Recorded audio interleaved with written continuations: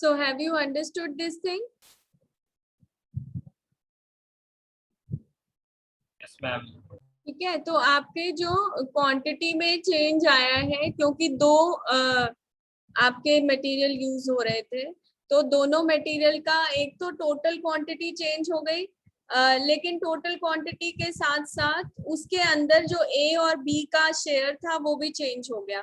तो उन दोनों कारणों की वजह से क्वांटिटी में चेंज आया है। तो आप देखते हैं कि रिवाइज्ड यूसेज वेरिएंस जो है, जो क्वांटिटी को बदलने की वजह से आपका 48 रुपए का एक्स्ट्रा कॉस्ट आ रही है टोटल क्वांटिटी को चेंज करने की वजह से, और उसके अंदर जो आपकी कॉम्पोजिशन को चेंज करने की वजह से आपका फेवरेबल आ रहा है, 8 रुपए की बचत हो रही है कि जो महंगा मटेरियल था वो आप अब कम यूज कर रहे हो, जो सस्ता मटेरियल था वो ज्यादा यूज कर रहे हो।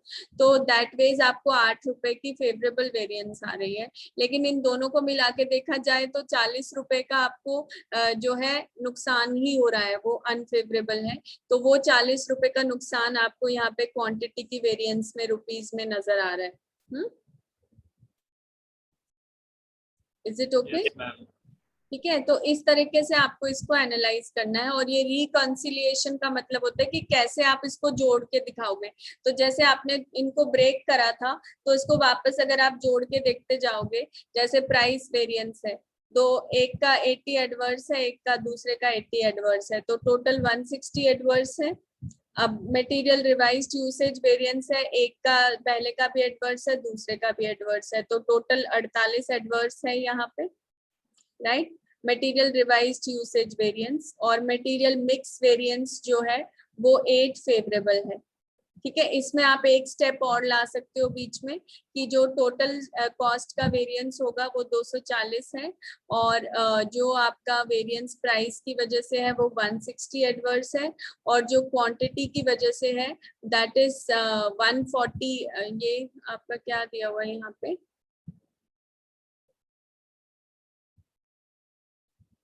टोटल कॉस्ट वेरिएंस 200 एडवर्स है। ठीक है, तो पहले आप जो यहाँ पे जैसे दिया हुआ है आपको, इसके बजाय पहले आप इसको ऐसे ब्रेक करके दिखाओगे जैसे मैंने आपको यहाँ बताया।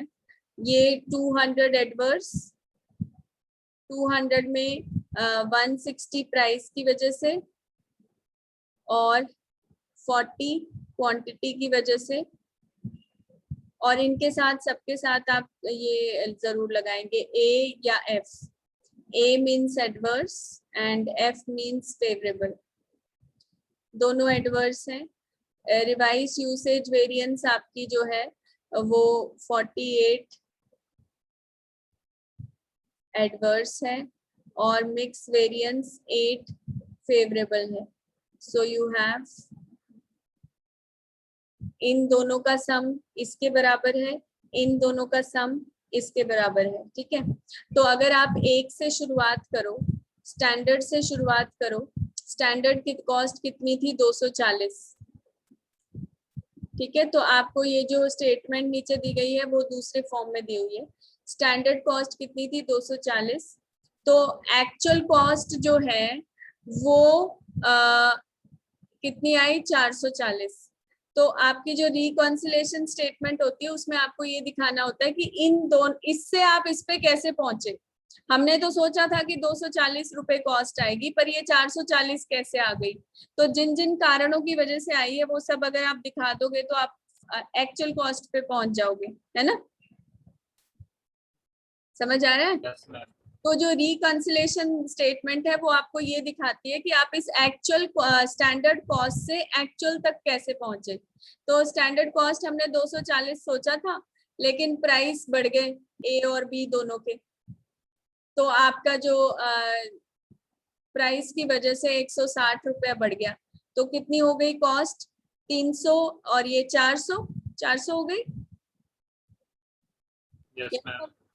और फिर क्वांटिटी को भी आपने रिवाइज कर दिया, क्वांटिटी को रिवाइज कर दिया तो उसकी वजह से 48 रुपए की और कॉस्ट बढ़ गई, आपने टोटल क्वांटिटी को चेंज कर दिया। तो अब आपकी 240 से 400 हुई थी, 400 से 448 हो गई। Yes Yes.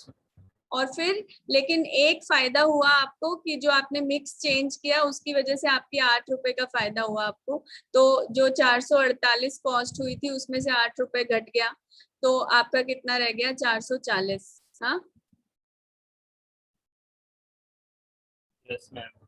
तो 440 की जो आपकी एक्चुअल कॉस्ट है, तो आप स्टैंडर्ड से कहाँ पे पहुंच गए? एक्चुअल पे। And you have shown how किन किन कारणों की वजह से आपका जो इस स्टैंडर्ड कॉस्ट में चेंज आया, प्राइस की वजह से, यूसेज की, रिवाइज्ड यूज की वजह से और मिक्स की वजह से, और फिर आप इन तीनों को लेने के बाद आपका जो अमाउंट आएगा दैट विल बी 440, जो कि आपकी एक्चुअल कॉस्ट है। तो स्टैंडर्ड कॉस्ट से एक्चुअल कॉस्ट पे आप कैसे पहुंचे वो आपने शो किया है, राइट? Yes ma'am. ठीक है, एक और आप इसका इलस्ट्रेशन देख सकते हो यहाँ पे। Calculate material cost variance and analyse it. Material है आपके 2 ए और B, quantity 150, actual standard, rate standard 25, amount standard, actual ये है। In this question, though, there is difference between total of standard quantity and total of actual quantity, but proportion of mixture in standard quantity is 100:50. ठीक है? And actual quantity is 120:60 is equal to 2:1. ठीक है? तो आपकी जो standard quantity थी वो 150 थी और actual quantity 180 लगी है। उसमें जो पहले इसका जो शेयर था वो 100:50 था, मतलब 2:1, एंड यहाँ पे जो आपका शेयर है that is also 2:1, right? Yes ma'am. तो क्या कोई जब आप रिवाइज्ड स्टैंडर्ड क्वांटिटी निकालोगे तो यही आएगी या कोई और आएगी? सेम आएगी। सेम आएगी ना? Yes, very good. बिकॉज क्योंकि आपने टोटल क्वांटिटी बेशक चेंज की है, लेकिन उसके अंदर जो ए और बी की रेशो है ना उसको सेम रखा है। जो ए और बी की रेशो को अगर आप चेंज नहीं करोगे तो फिर आपकी रिवाइज्ड स्टैंडर्ड क्वांटिटी जो है वो इसके बराबर आएगी, राइट? Yes ma'am. तो उसमें आपकी टोटल क्वांटिटी बेशक चेंज हुई है, लेकिन उस टोटल के अंदर जो ए और बी की परसेंटेज थी वो सेम रहती है। यहाँ पे भी 2:1 था और यहाँ पे भी 2:1 है, राइट? Yes ma'am. फाइन। तो इस केस में आपको यहाँ देखिए लिखा भी हुआ है revise standard quantity is not required, उसकी जरूरत नहीं है, because it will be there will be no change in this revise standard quantity, क्योंकि वो आपकी वही क्वांटिटी है जो एक्चुअल आ रही है।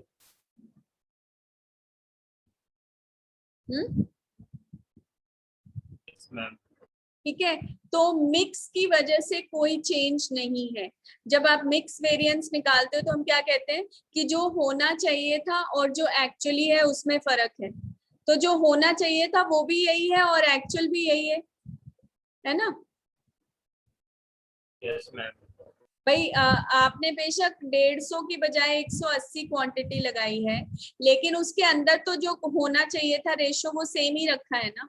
तो जो हमारी मटेरियल मिक्स वेरिएंस है वो ये दिखाती है कि जितनी आपकी क्वांटिटी होनी चाहिए थी स्टैंडर्ड के हिसाब से उसमें और एक्चुअल में कितना अंतर है। जो स्टैंडर्ड के हिसाब से होनी चाहिए थी वो भी 120 और 60 होनी चाहिए थी, और जो एक्चुअल है वो भी 120 और 60 है। इसका मतलब आपने मिक्स में, मिक्सचर में, रेशियो में तो कोई चेंज नहीं किया है ना।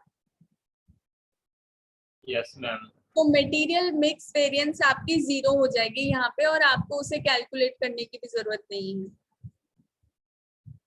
समझ आया है? Yes ma'am. You can calculate the material cost variance. वो आपकी टोटल कॉस्ट स्टैंडर्ड 450 माइनस 534, तो 84 एडवर्स आ रहा है। प्राइस वेरिएंस अलग अलग निकाल सकते हो आप ए और बी की। ये क्वांटिटी है एक्चुअल और ये स्टैंडर्ड और एक्चुअल प्राइस है, इसमें डिफरेंस लेके आप मल्टीप्लाई कर देंगे। फिर आपका मटेरियल यूसेज वेरिएंस है 2 × 100 - 120, ये 40 एडवर्स है। ये 50 माइनस 60, ये आपका 50 एडवर्स है। सो ये आपकी मटेरियल यूसेज वेरिएंस है 90 एडवर्स, तो 90 एडवर्स एंड 6 फेवरेबल, तो 84 एडवर्स रह जाएगा, है ना। Yes ma'am. और आपका जो, अगर आप वो कैलकुलेट करोगे मिक्स वेरिएंस या रिवाइज्ड यूसेज वेरिएंस, तो वो आपके जीरो आएंगे, क्योंकि रिवाइज्ड यूज कुछ जो आपकी रिवाइज स्टैंडर्ड क्वांटिटी है और एक्चुअल क्वांटिटी है वो बराबर है। Is it okay? या अगर आप रिवाइज जो आपकी you can write it like this also, कि मटेरियल यूसेज वेरिएंस जो है this is equal to material revised usage variance MRUV plus MMV।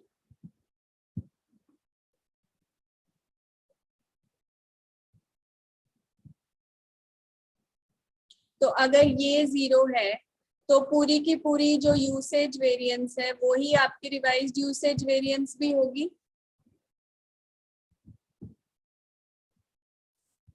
है ना।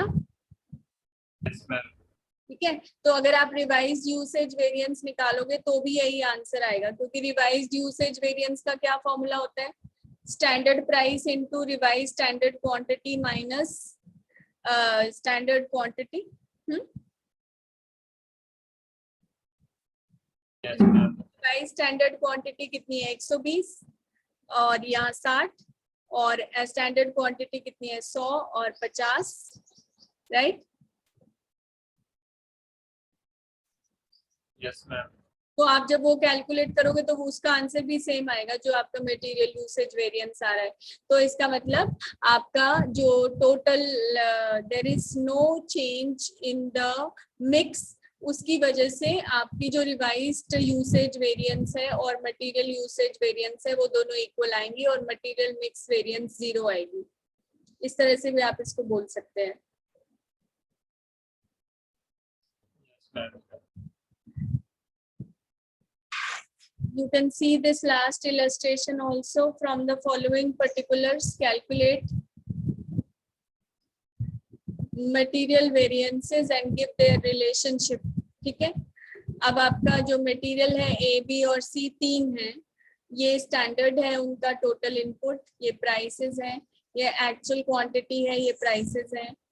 बेसिक इंफॉर्मेशन टेबल दिया हुआ है आपको A B C, standard quantity 50 40 30, और ये आपके एज इट इज आपने इनको मल्टीप्लाई किया प्राइस से तो स्टैंडर्ड कॉस्ट आ गई। ऐसे ही एक्चुअल क्वांटिटी को एक्चुअल प्राइस से मल्टीप्लाई करोगे तो एक्चुअल कॉस्ट आ जाएगी, और ये रिवाइज स्टैंडर्ड क्वांटिटी है आपकी। सो यहाँ पे क्योंकि आप देख सकते हो कि एक्चुअल क्वांटिटी 130 है और ये आपकी 120 थी, तो क्वांटिटी बढ़ी है। क्वांटिटी बढ़ी है उसके बाद आपको देखना है क्या उनके अंदर की रेशो भी चेंज हुई है। तो यहाँ पे रेशो थी 5:4:3, यहाँ रेशो है 4:5:4। यहाँ पे रेशो चेंज हो रही है ना।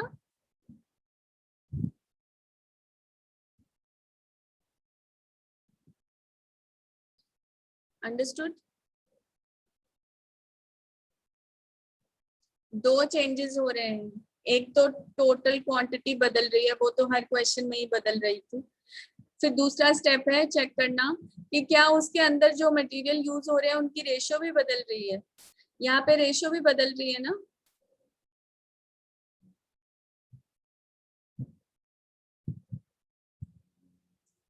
Four is to 5:4 and 5:4:3, right.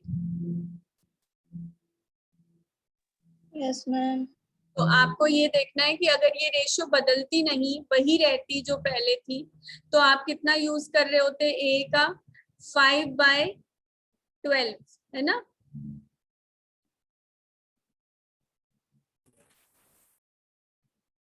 अगर आप इस 130 को 5/12 से मल्टीप्लाई करो तो आपको ये पता चलेगा कि अगर हम रेशो को सेम रखें, पुरानी वाली रेशो को, और क्वांटिटी को सिर्फ बढ़ाएं, तो ए का जो यूज है वो कितना होना चाहिए था। तो ए का यूज आपका ये आएगा 54.17। तो ये क्या बन गई आपकी रिवाइज स्टैंडर्ड क्वांटिटी। इसी तरह से जो बी है उसका पहले कितना यूज हो रहा था, 4/12। 4/12 मीन्स 1/3।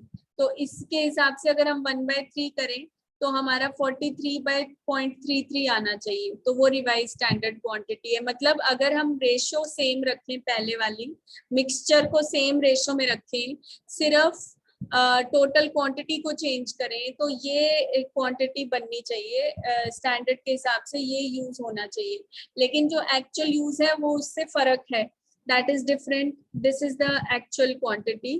तो इसलिए आप देखेंगे कि इनमें जो डिफरेंस है, अब आपको फिर से वही मटेरियल यूसेज वेरिएंस कैलकुलेट करने के बाद आपको दो वेरिएंस और निकालनी है, material revised usage variance and material mix variance. तो रिवाइज्ड यूसेज वेरिएंस आपको ये बताएगा कि इतना फर्क आपका इस वजह से आया है कि आपकी स्टैंडर्ड पुराना कोई और था और नया स्टैंडर्ड ये है। तो वो आपको इन दोनों के बीच का डिफरेंस बताता है। 50 and 54 point this 54.17, 40 and 43.33, 30 and 32.5। पुराना स्टैंडर्ड और नया स्टैंडर्ड, इसमें difference, that is the revised usage variance. फिर नेक्स्ट है आपका जो नया स्टैंडर्ड और एक्चुअल क्वांटिटी, वो मिक्स वेरिएंस बताता है। So this and this will give you, these two differences will give you the material mix variance। ठीक है? Yes, ma'am. तो इसको अब आप कंप्लीट कर सकते हैं। Yes, ma'am. तो रिलेशनशिप आपका वही रहेगा, जो रिलेशन आपको अगर बताना है या रिकंसाइल करना है, तो कॉस्ट वेरिएंस प्राइस और क्वांटिटी या यूसेज का सम होता है। यूसेज के अंदर दो चीजें आती हैं आपकी, कि या तो वो आपके मिक्स की वजह से होगा या आपकी रिवाइज्ड यूसेज की वजह से। Yes, ma'am. So you can try the questions of similar type। अगर कोई मटेरियल का और मुझे ऐसा क्वेश्चन लगा जो टिपिकल है या आपको बताने की जरूरत है, तो I will do it in the next class, and we will do labour variance in the next class. वो भी सिमिलर होता है। लेबर में भी दो चीजों का रोल होता है, जैसे एक आपका लेबर का रेट होता है और एक लेबर का टाइम होता है, राइट। जैसे मटेरियल की कॉस्ट में प्राइस और क्वांटिटी होते हैं, वैसे लेबर की कॉस्ट में लेबर रेट होता है और लेबर आवर्स होते हैं, है ना।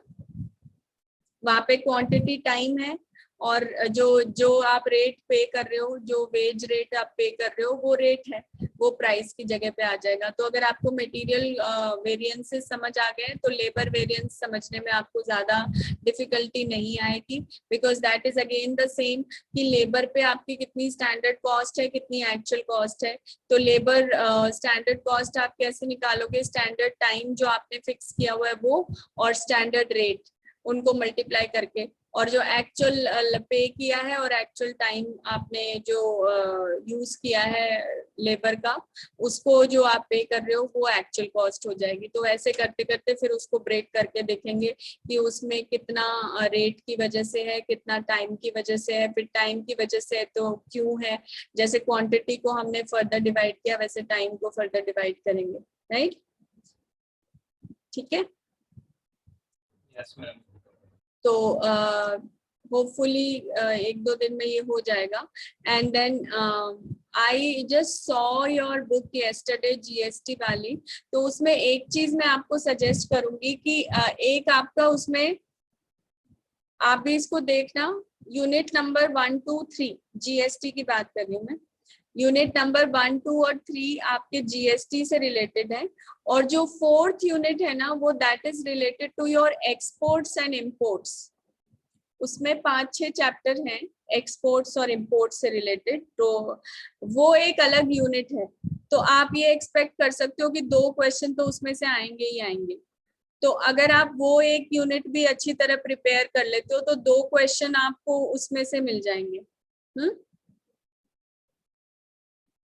ठीक है। हाँ, फोर्थ यूनिट है जो कस्टम्स एक्ट से रिलेटेड है ना, तो कस्टम ड्यूटी में आपके एक्सपोर्ट और इंपोर्ट आते हैं। तो एक्सपोर्ट और इंपोर्ट से रिलेटेड जो क्वेश्चन है वो हर एक यूनिट में से 2-2 क्वेश्चन तो आते ही हैं। और अब आपकी ओपन चॉइस आएगी एनी 5, है ना। तो एनी 5 में आप 2 क्वेश्चन तो उसमें से कर सकते हो। Yes ma'am. ठीक है। और जो मेन अगर आप पहली और दूसरी यूनिट कर लेते हो, बेशक आप थर्ड छोड़ दो या थर्ड यूनिट थोड़ी छोटी है। एक्चुअली इसमें इस सब्जेक्ट में प्रॉब्लम क्या है कि सब कुछ इंटर रिलेटेड है, जैसे अलग अलग टॉपिक नहीं है कोई। अगर आप जीएसटी को समझना चाहते हो तो आप ऐसा नहीं है कि पहला छोड़ दोगे बाद का समझ लोगे। तो अगर बात समझने की आती है तो फिर आपको पूरा ही समझना पड़ेगा। But then I will see कि ये वाला एक पार्ट है जो बिल्कुल अलग है। ठीक है। ये जो कस्टम ड्यूटी वाला पार्ट है वो बिल्कुल अलग है, जो आपका जीएसटी से डायरेक्टली रिलेटेड नहीं है। तो उसमें एक्सपोर्ट्स और इंपोर्ट, सरकार की क्या स्कीम है एक्सपोर्ट को प्रमोट करने के लिए, क्या बेनिफिट मिलते हैं, इंपोर्ट ड्यूटी कितने टाइप की होती है, कैसे लगाई जाती है। तो that unit you can start preparing, आप थोड़ा सा देख सकते हो। I will tell you in the next. कल तो हम इसी को कोशिश करेंगे खत्म करने की, और उसके बाद जो टाइम होगा उसमें आई विल डू दैट 1 यूनिट पूरा आपको करा देंगे। उसमें से 2 क्वेश्चन तो आएंगे ही आएंगे, और बाकी का जो फर्स्ट हमने शुरू किया था उसको कंप्लीट कर सकते हैं जितना भी टाइम बचेगा। We will see, right, so that आप 3-4 क्वेश्चन तो करने की कंडीशन में हो। And then you can prepare. जो कुछ चीजें उसमें ऐसी है, फॉर्म, ये नंबर, वो सब तो आपको थोड़े याद रखने वाले ही हैं, तो that I will tell you. और इन दैट सेंस आपको थोड़ी सी अपनी एग्जाम्स की अपनी स्ट्रेटेजी बनाना स्टार्ट करो कि how you will do the questions. ठीक है। अच्छा, आपका कोडिंग वाला काम मैंने शुरू किया हुआ है, कुछ मैंने कर भी दिए, उसमें काफी टाइम लगता है। तो most probably today and tomorrow also I will complete this thing. I think budgetary control is done, cost volume profit analysis का सारा हो गया है, absorption costing and marginal costing हो गया है। मार्जिनल कॉस्टिंग का डिसीजन मेकिंग वाला रह गया है, और जो कुछ पहले रह गए थे आपके टॉपिक्स जो एक बार मैंने कर दिए थे वो डिलीट हो गए थे बाद में, उनसे वो रिस्टोर करने हैं। So I will try, I am trying. yesterday also I spent around 2 hours on this work। तो वो धीरे धीरे करके हो जाएगा। तब तक आप जो अपलोड हो गया है उसमें से आप ट्राई कर सकते हो। ठीक है। Okay ma'am. तो अभी आप कौन कौन हैं? Deepti, Radha, Tannu and Virendra. Fine. So don't worry, you will be able to do it, and I am hopeful of doing all the important things with you so that you don't face much difficulty in attempting your any of the papers। ठीक है। तो इसको कर लीजिए आप। ये आज material वाले सारे क्वेश्चन ट्राई कर लो। अब आपके पास देखो टाइम है नहीं, आपको साथ के साथ ही करना पड़ेगा जो कुछ हम क्लास में करें। अब आप ऐसे नहीं छोड़ सकते हो कि हाँ कल कर लेंगे, परसों कर लेंगे। Just utilise these 15 days properly, और जो पहले पेपर है उनकी पहले तैयारी शुरू कर दो। तो ये दोनों पेपर आपके साथ साथ होते हैं, पहला इनकम टैक्स, दूसरा कॉस्ट अकाउंटिंग। बाद में जब आपकी डेट शीट आ जाएगी तो उस हिसाब से भी हम देख लेंगे कि अगर कोई ऐसा सब्जेक्ट है जिसके बीच में ज्यादा गैप है तो I might take some of the classes later also. आपके बाकी पेपर होने के बाद आपको उन सब्जेक्ट्स का, क्योंकि आप फिर थोड़े से फ्री भी हो जाते हो कि 2 पेपर हो चुके हैं तो उनके बारे में नहीं आपको सोचना। तो आप एक बार डेट शीट आने दो, तब तक तो हम कर ही रहे हैं। पर ये तो पक्का पता है कि कॉस्ट अकाउंटिंग और इनकम टैक्स के पेपर तो पहले 1 और 2 नंबर पे होते ही होते हैं। उसके बाद शायद आपका एफएम है उसके बाद। Yes ma'am. ठीक है। तो जैसे आपके नंबर है ना पेपर के, मोस्ट प्रोबेबली उसी सीक्वेंस में होंगे जो आप नंबर डालते हो ना, कोड। तो ये वाला पेपर आपके लास्ट में आने चाहिए जो ऑप्शनल है। ऑप्शनल में से आपको क्या दिया हुआ है? ऑडिटिंग दिया हुआ है ना, तो I think auditing should come in the end. Marketing है मैम। मार्केटिंग है? ऑडिटिंग कंपल्सरी है? Yes ma'am. तो देन ऑडिटिंग और मार्केटिंग, मार्केटिंग वाला आपका लास्ट में होगा फिर, और ये ऑडिटिंग उससे पहले होगा। तो वी विल सी कि जितना भी हो सकेगा, at least auditing and marketing and this GST I will try to tell you all the important topics, ठीक है। But then now you have to, मैं आपको कोई डरा नहीं रही हूँ, but I am just trying to tell you that you should not be wasting your time, ठीक है। तो आप अगर एक्चुअली अच्छा परफॉर्म करना चाहते हो तो अभी से आप करना शुरू कर दोगे तो आपका धीरे धीरे करके you will get into control of the things. तो जिस भी तरह से इस बार रहा है हमारा सारा सिस्टम, बट स्टिल हम इसको कोशिश करेंगे कि आप अच्छे नंबर इसमें लेकर आए, तो उसके लिए आपको इक्वली मेहनत करनी पड़ेगी। और अभी स्टार्ट कर दोगे तो फिर दिक्कत नहीं आएगी, फिर ये सोचो कि आप पेपर से एक दिन पहले ही हमारा सब काम चल जाएगा, वो नहीं हो पाएगा। तो पहले पेपर देने के बाद फिर जितना टाइम आपके बीच में अगर लॉन्ग ब्रेक हुआ, जैसे पिछली बार था आपके एक पेपर में 1 हफ्ते का गैप था शायद, तो उस टाइप का अगर कोई गैप हुआ तो हम उस वक्त टेकअप कर लेंगे उस सब्जेक्ट को, और उस वक्त आपको थोड़े से इम्पोर्टेंट चीजें बता देंगे, ठीक है। Yes, ma'am. तो Yes, ma'am. so we can now plan for the exams. You start looking at the topics, जैसे आपको पहले बताया था मैंने, इनकम टैक्स और कॉस्ट अकाउंटिंग में पर्टिकुलरली। अब देखो एक चीज तो आपकी श्योर है कि एक यूनिट आप छोड़ना अफोर्ड कर सकते हो। अगर आप फर्स्ट क्वेश्चन नहीं करना चाहते, फर्स्ट क्वेश्चन करना चाहोगे तो फिर आपको सारा आना चाहिए। फर्स्ट क्वेश्चन में वो जो 2-2 नंबर के क्वेश्चन है, या आप ये सोच लो कि 2-2 नंबर में से हम 1-2 क्वेश्चन छोड़ देंगे, बाकी के 8 होते हैं ना, उसमें 16 नंबर का होता है। तो 8 में अगर आप ये मान के चलो कि जो यूनिट आपने छोड़ी है उसमें से अगर 2 भी आते हैं तो आपके 8 में से 6 बच जाएंगे, तो फिर आप ये मान के चलो कि आप 12 नंबर का अटेम्प्ट कर रहे हो। तो वो आपको रिस्क लेना पड़ेगा। अगर आप चाहते हो कि मुझे फर्स्ट क्वेश्चन नहीं करना, तो फिर आप आराम से कोई 3 यूनिट्स प्रिपेयर कर लो अच्छे से, और जिसमें आपको नहीं मन लगता, जो इंटरेस्ट नहीं आता, हर किसी का एक इंटरेस्ट एरिया होता है। सो आई कैन नॉट कमेंट कि कौन सा डिफिकल्ट है कौन सा इजी है, वो हर व्यक्ति का अपना, क्योंकि मैंने आपको सारा कराया है, टैक्स भी और ये भी। तो जो भी आपको लगता है कि आपको ज्यादा डिफिकल्ट लग रहा है उसमें फिर आप टाइम वेस्ट मत करो, क्योंकि आप एक यूनिट छोड़ना अफोर्ड कर सकते हो, है ना। तो अगर आप 3 यूनिट्स हर सब्जेक्ट की बहुत अच्छे से प्रिपेयर कर लेते हो, फिर उसमें आप कोई चीज छोड़ो मत, फिर ये ना हो कि जो छोड़ा है वही आ गया। जब 3 आप 1 यूनिट पूरी छोड़ रहे हो तो 3 यूनिट्स में से आप कोई टॉपिक नहीं छोड़ेंगे, एटलीस्ट इम्पोर्टेंट वाले तो सारे करेंगे ही करेंगे। और फिर आप सेफ हो कि 3 यूनिट में से आपके 6 क्वेश्चन आने हैं, उनमें से कोई 5 तो आप कर ही पाओगे, है ना। सो दैट वे आपके इस तरह से आपको थोड़ी प्लानिंग करनी पड़ेगी। तो आप देख लो कौन सा वो टॉपिक है, एंड थोड़ा सा इनकम टैक्स में आपको थोड़ी सी पीछे की भी रिवीजन करनी पड़ेगी। जब आप प्रॉफिट वाले चैप्टर की बात करोगे कि क्या ऐड करते हैं क्या माइनस करते हैं, या आप बिल्कुल ही अगर लास्ट यूनिट करना चाहते हो तो उसमें आपको फिर ये होना चाहिए कि मेरी मेमोरी पावर बहुत अच्छी है, कि मैं सारे प्रोविजन, सारे सेक्शन, पेनल्टीज, अमाउंट, ये सारा याद रख सकते हैं, तो फिर आप उसको करिए, ठीक है। So for that we will try to have 1 or 2 revision classes at the end of this. जब आपके पेपर की फाइनल डेट शीट आ जाएगी उसके 1-2 दिन पहले I will do that with you.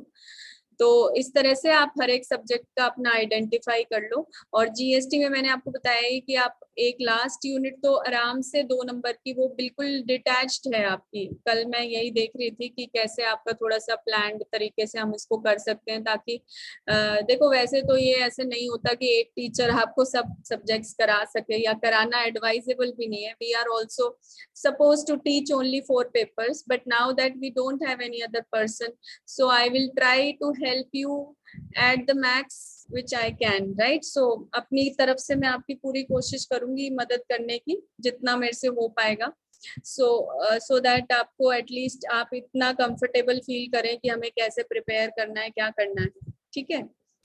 तो इसके लिए लेकिन आप अब रोज प्रैक्टिस करना स्टार्ट करो, and try to have a look at the previous year's question papers. I'll also try to locate some of the papers and share with you.